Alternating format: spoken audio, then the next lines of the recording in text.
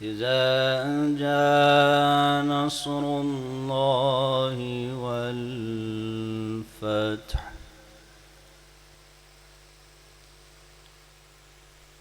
ورأيت الناس يدخلون في دين الله أفواجا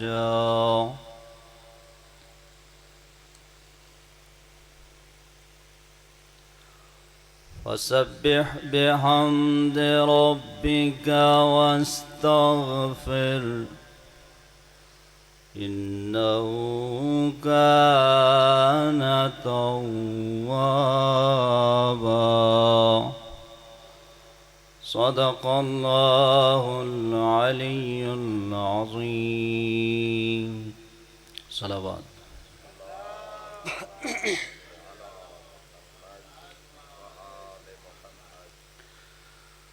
أعوذ بالله من الشيطان الرجيم بسم الله الرحمن الرحيم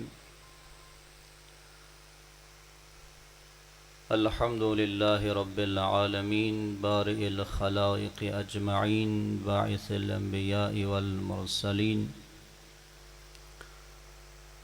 ثم الصلاة والسلام على أشرف الأنبياء والمرسلين خاتم النبيين محمد بن عبد الله صلى الله عليه وآله وسلم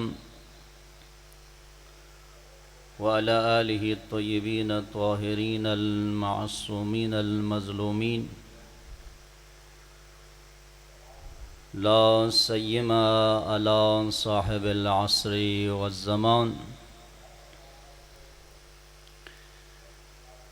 ولعنة الدائمة على أعدائهم أجمعين من الآن إلى قيام يوم الدين أما بعد قال علی بن موسى الرضا علیہ السلام الأجل آفة العمل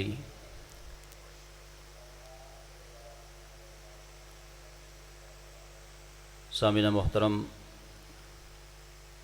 قبلہ محترم تشریف فرما ہے تو لہٰذا وقت کے دامن میں گنجائش نہیں ہے، زیادہ عرائض پیش نہیں کروں گا، انشاءاللہ چند دقائق اس کے بعد قبلہ صاحب خطاب فرمائیں گے، انشاءاللہ ہم استفادہ کریں گے قبلہ صاحب سے۔ سامعین محترم، امام رضا علیہ السلام کے بہت سے فرامین ہے، ارشادات ہے، احادیث مبارکہ ہے، اور ماہ ذی القعدہ امام رضا علیہ السلام سے منسوب ہے، کیونکہ 11 ذی القعدہ کو امام کی ولادت ہوئی ہے، اور ایک روایت کے مطابق 23 ذی القعدہ کو امام کی شہادت بھی ہے، تو لہٰذا یہ مہینہ امام رضا علیہ السلام سے منسوب۔ تو امام رضا علیہ السلام، ان کا مختصر تعارف: نام علی، کنیت ابو الحسن، القابات بہت سے ہے، مشہور لقب رضا، امام الرؤوف، ثامن الائمہ، ثامن الحجج، امام ضامن، عالم آل محمد، اور امام علیہ السلام کے والد کا نام جو ساتویں امام ہے امام موسیٰ کاظم علیہ السلام، والدہ کا نام نجمہ خاتون، اور امام علیہ السلام نے جو ظاہری حکومت کی ہے مدت امامت 20 سال، اور امام علیہ السلام کی عمر شریف 55 سال، یہ مختصر تعارف۔ اور امام رضا علیہ السلام جو سلسلہ امامت کی 8ویں کڑی اور عصمت و طہارت کی 10ویں کڑی ہے، امام رضا علیہ السلام حجت خدا ہے، وصی رسول ہے، جانشین رسول ہے۔ امام رضا علیہ السلام وہ عظیم ہستی و عظیم شخصیت جو تمام کمالات اور تمام اوصاف حمیدہ پر باتم فائز اور تمام لوگوں کے لیے، بشریت کے لیے، انسانیت کے لیے رہنما، ہادی اور امام قرار دیا۔ امام رضا علیہ السلام کے القابات میں سے جو مشہور لقب ہے وہ رضا ہے۔ اس کے بارے میں علماء فرماتے ہیں کہ امام کو رضا کا لقب کس طرح سے ملا، کس طرح سے عطا کیا۔ تو دو روایت ہے۔ ایک روایت کے مطابق یہ جو لقب ہے وہ پیغمبر اکرم صلی اللہ علیہ وآلہ وسلم نے عطا فرمایا، اور دوسری روایت کے مطابق علماء فرماتے ہیں کیونکہ امام رضا کو اس لیے رضا کا لقب ملا، آپ سے دوست بھی اور دشمن بھی راضی تھا۔ اسی طرح امام رضا علیہ السلام کے اور بھی القابات ہیں۔ بہرحال امام علیہ السلام وہ عظیم ہستی ہے جو لوگوں کو گمراہی سے، گناہوں سے، ضلالت سے نکال کر ہدایت کی طرف، رہنمائی کی طرف، رشد و کمال کی طرف، معنویت کی طرف، روحانیت کی طرف لے آتی ہے۔ یہ معصومین علیہم السلام اور تمام انبیاء علیہم السلام کے مبعوث کرنے کا جو مقصد اور ہدف تزکیہ نفس کرنا، لوگوں کو وعظ و نصیحت کرنا اور لوگوں کو گناہوں سے نکالنا اور گمراہیوں سے نکالنا۔ تو امام رضا علیہ السلام کا وجود مبارک کا مقصد اور ہدف بھی یہی ہے کہ امام علیہ السلام نے بھی بہت سے لوگوں کو، انسانوں کو، بشروں کو ضلالت اور گمراہی سے نکال کر ہدایت کی طرف لے آئے۔ اسی لیے امام علیہ السلام کے بہت سے فرامین ہیں، بہت سے جو نکاح ہے امام علیہ السلام کے ارشادات ہیں۔ ان میں سے جو بہترین کلام امام رضا علیہ السلام میں سے، فرامین امام رضا علیہ السلام میں سے، ارشادات امام علیہ السلام میں سے، جس کا عنوان دیا ہے نصائح نافعہ، سب سے بہترین نفع بخش جو نکاح ہے نصیحت۔ امام علیہ السلام اس حدیث میں، اپنے اس فرمان میں ہمیں زندگی گزارنے کا طریقہ بتا رہے ہیں، کس طرح سے زندگی گزارنی ہے، حسن معاشرت کے میں بتا رہے ہیں۔ امام فرماتے ہیں کہ العجل آفت العمل، اجل، موت یہ آفت ہے آرزو کے لیے۔ انسان کی بہت سی آرزویں ہوتی ہے، بہت سے جو نہ ہے، اور جو نہ انسان بہت سی چیزوں کے بارے میں سوچتا ہے، میں نے یہ کرنا ہے، یہ کرنا ہے، یہ کرنا ہے، لیکن موت آ کے ان تمام جو نہ ہے آرزوں کو ختم کر دیتی ہے۔ اسی لیے رسول اکرم صلی اللہ علیہ وآلہ وسلم نے فرمایا اذکروا ہادم اللذات، تم لوگ ذکر کرو، یاد کرو کہ جو لذات کو ختم کرنے والی ہے، منہدم کرنے والی چیز کو یاد کرو۔ وہ کیا ہے؟ الموت، موت ہے۔ امام بھی فرماتے ہیں آرزوں کو ختم کرنے والی جو چیز ہے، شے ہے، اور آرزو کے لیے آفت بن کر آتی ہے، وہ موت ہے، وہ اجل ہے۔ آرزو کے بارے میں معصومین علیہ السلام کے بہت سے فرامین ہیں۔ امیر المومنین علی بن ابی طالب علیہ السلام فرماتے ہیں کہ ایھا الناس الا، اے لوگو آگاہ ہو جاؤ، یہ جو زمانہ ہے، یہ جو ایام ہے، یہ دن ہے، یہ آرزو کے ایام ہے، اس کے بعد پیچھے جو کیا ہے موت ہے۔ تو لہٰذا جو بندہ اس آرزو کے ایام میں عمل انجام دے دے، بلائی انجام دے دے، نیکی انجام دے دے، قبل اس کہ موت آنے سے پہلے، اجل آنے سے پہلے، تو وہ عمل اس کے لیے کیا ہے؟ نفع بخش ہے، وہ عمل اس کے لیے فائدہ دے گا، موت کی طرف سے کوئی ضرر کوئی نقصان نہیں ہوگا۔ اور اسی طرح خداوند متعال نے ارشاد فرمایا حضرت موسیٰ علیہ السلام سے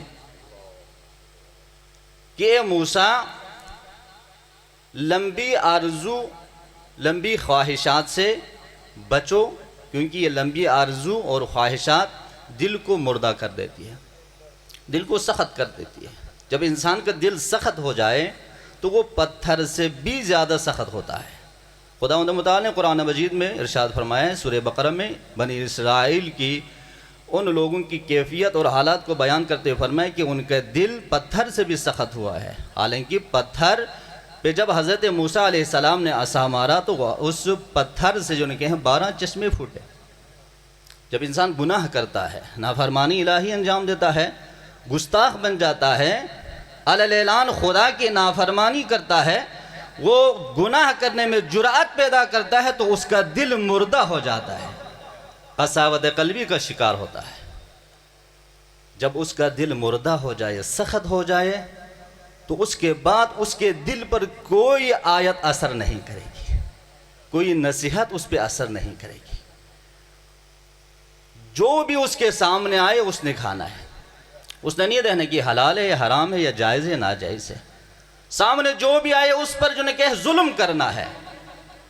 رحم نامی چیز اس کے دل میں نہیں ہوگی، چاہے باپ سامنے آئے، ماں سامنے آئے، اولاد سامنے آئے، کوئی رشتہ دار سامنے آئے، کوئی نونہال اگر کوئی بچہ بھی آئے تو اس نے جو کہ اس پہ ظلم کرنا ہے۔ ہم نے اس کیفیت کو دیکھی ہے کربلا میں کہ یعنی لعین شمر لعین عمر سعد اور حرملہ کا دل اس طرح سے سخت ہو گیا تھا حرام کھا کھا کے کہ سامنے علی اصغر ہے یا اور کوئی بچہ ہے، اس نے نہ رحم نہیں کیا۔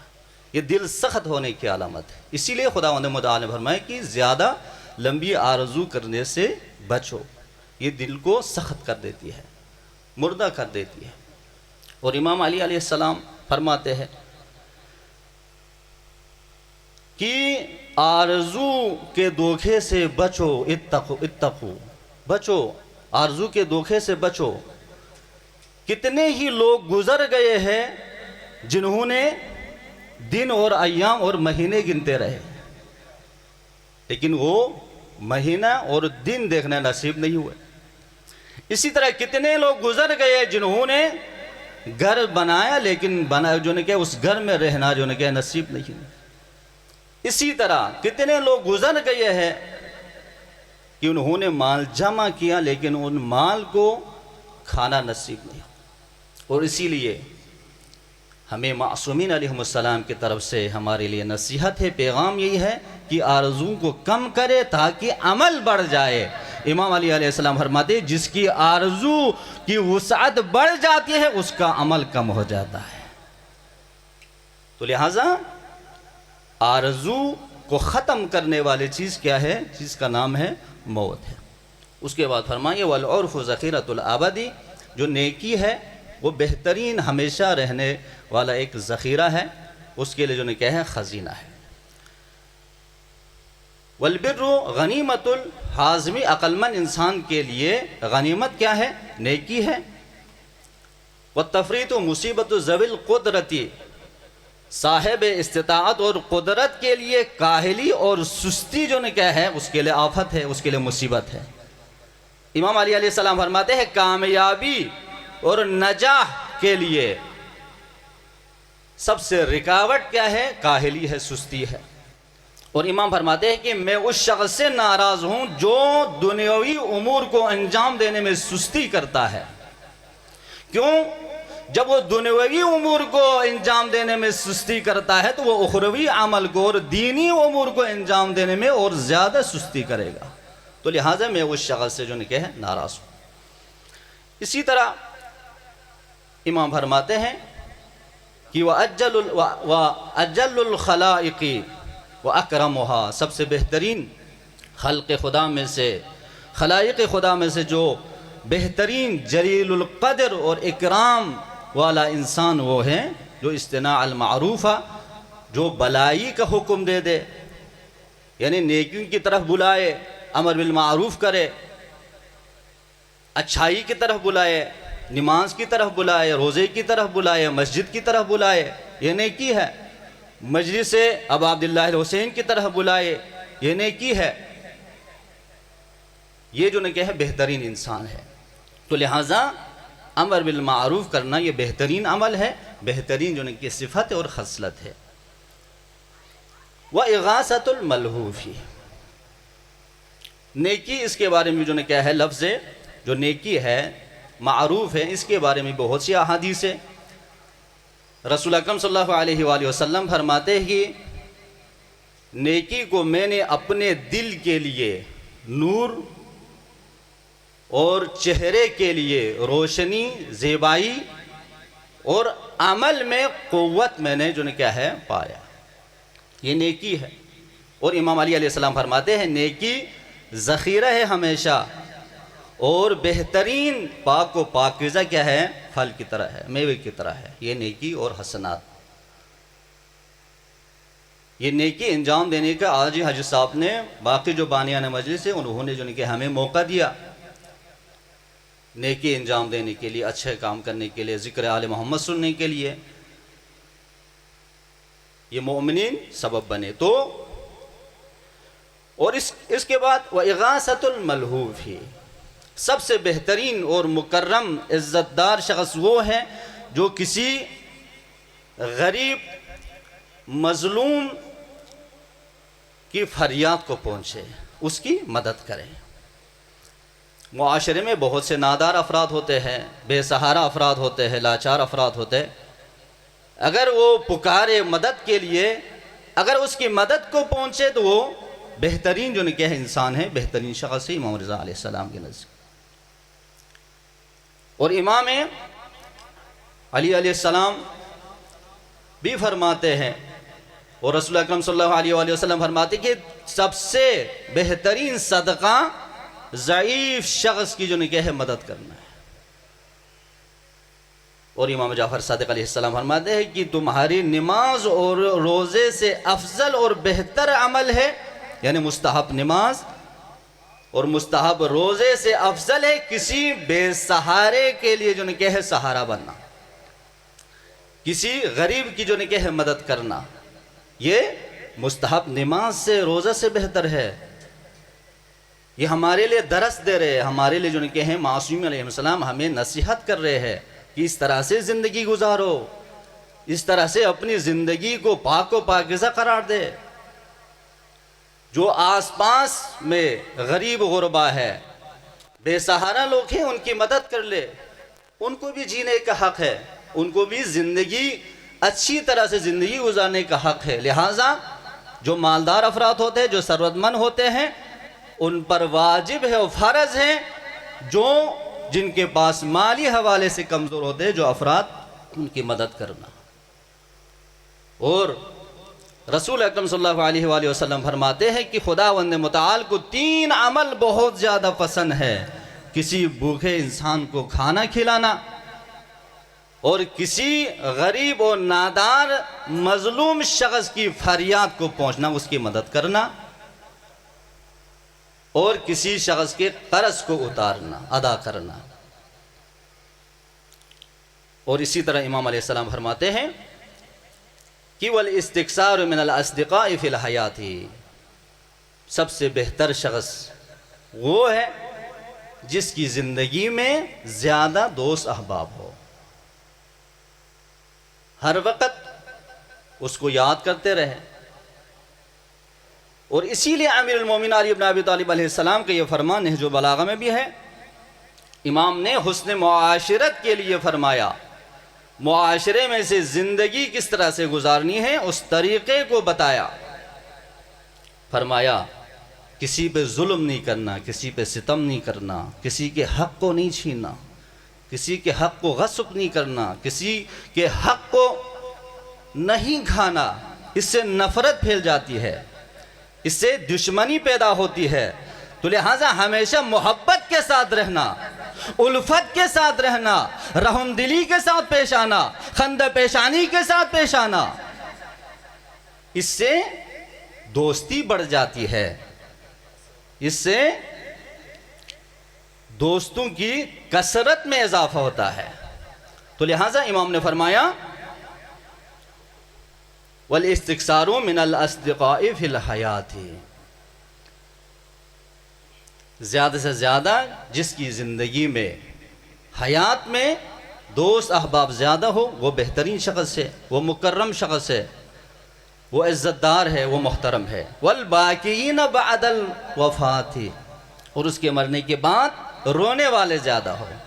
امام نے فرمایا کہ جب تو اس دنیا سے چلا جائے تو روئے تجھے یاد کر کے،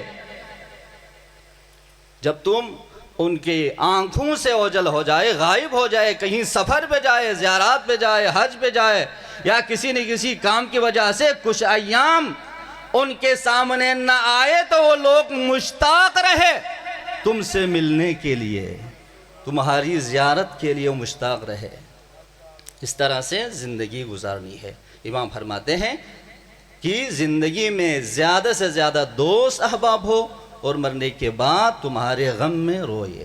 بلکہ اس طرح سے زندگی نہ گزارے کہ انسان یعنی لوگوں کو تنگ نہ کرے، لوگوں کی عزت کو تار تار نہ کرے، لوگوں کی غیبت نہ کرے، لوگوں کو گالیاں نہ دے دے، کہ لوگ تمہارے مرنے کے لیے دعا کرے کہ اے اللہ کب ہمارے سامنے اس کو جو نے کہ اٹھانا ہے، اس کو اٹھانا ہے دنیا سے۔ تو لہٰذا امام علیہ السلام نے ہمیں بہترین نصیحت کی، اور امام علیہ السلام کی اس نصیحت پر عمل کرنے کی ضرورت ہے۔ اور آخری جملہ امام علیہ السلام فرماتے ہیں وَالْحُبُّ دَاعِ الْمَكَارِهِ، محبت سختی کو بلاتی ہے۔ محبت حقیقی وہ محبت ہے جو انسان سے جان، مال، عزت، متاع، شہرت کو طلب کرتی ہے۔ جب انسان عشق الہی میں فنا ہو جاتا ہے، جب انسان عشق الہی میں فنا ہو جاتا ہے، تو اس کی زندگی میں جو بھی مشکلات آئے وہ سہنے کے لیے تیار ہوتا ہے۔ وہ ہر طرح کی مشکلات اور پریشانی کو، سختیوں کو، مصیبتوں کو یعنی اپنی زندگی میں شامل کرتا ہے اور اس پہ صبر کرتا ہے۔ یہ درس ہمیں کہاں سے ملتا ہے؟ یہ ہمیں کربلا سے ملتا ہے۔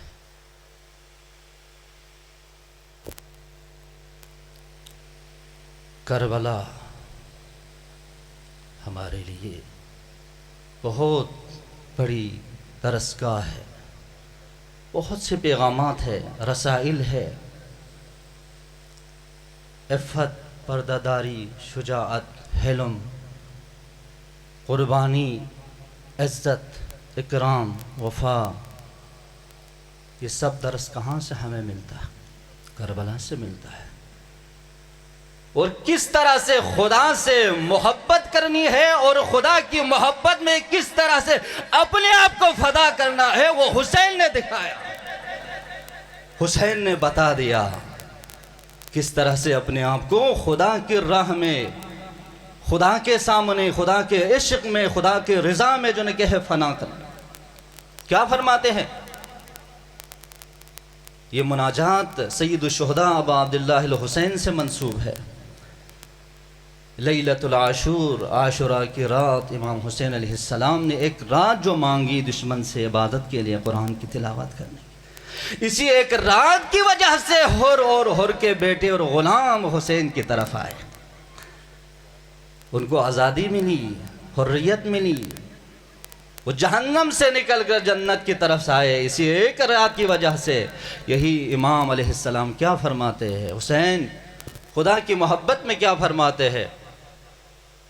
ترکت الخلق ترن فی ہواک، اے خدا میں نے تمام مخلوق کو چھوڑ دیا تیری رضا کے لیے، تیری اطاعت میں نے تمام مخلوق خدا کو چھوڑ دیا۔ وَأَيْتَمْتُ الْعَيَالَ لِكَيْ أَرَاكَ، میں نے اپنے بچوں کو یتیم کیا تجھے دیکھنے کے لیے۔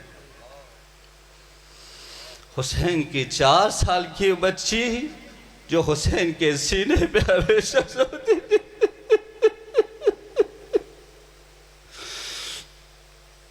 اس سکینہ کو بھی یتیم کرنے کو حسین نے عہد کیا، حسین نے ارادہ کیا، اور حسین نے اپنی جان کو فدا کیا۔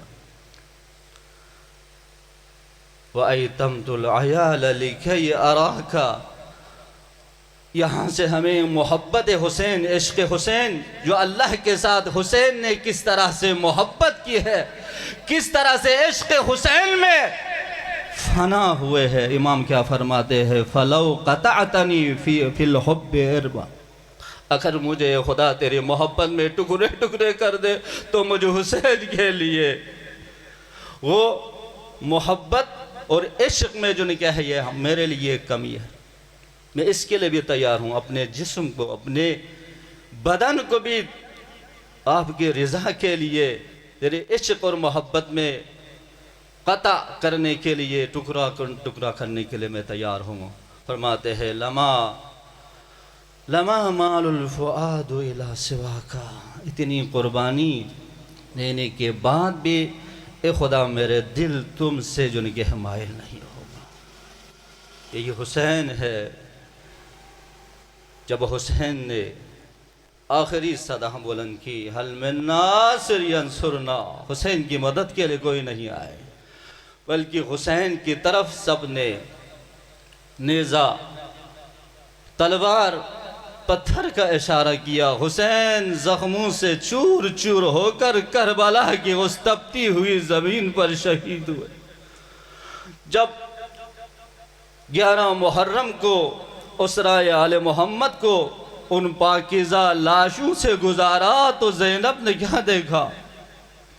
اپنے بھائی کے ٹکڑے ٹکڑے لاش کو دیکھ کر زینب سلام اللہ علیہا محمل سے زمین کربلا کی طرف آتی ہے۔ زینب کے ہاتھ بندھے ہوئے تھے، اسی لئے علماء فرماتے ہیں جس طرح عباس گھوڑے سے زمین کربلا کی طرف جس طرح سے آئے ہیں، اسی طرح سے زینب بھی زمین کربلا کی طرف آئی ہے۔ بندھے ہوئے ہاتھوں کے سہارے کہاں پہنچتی ہے زینب؟ حسین کی لاش پر پہنچتی ہے اور نہیں پہچانتی ہے، اور پوچھتی ہے انت اخی الحسین، آیا تو میرا بھائی حسین ہے۔ حسین کس طرح، یعنی زینب کس طرح سے حسین کو پہچانتی؟ کسی جسم کو پہچاننے کے لیے اس کا چہرہ ہو تو پہچان لے گا یہ فلان کا جسم ہے، لیکن حسین کے سر مبارک کو جدا کر کے نیزوں پہ بلند کیا تھا۔ الا لعنت اللہ علی القوم الظالمین وسيعلم الذین ایمن قلبی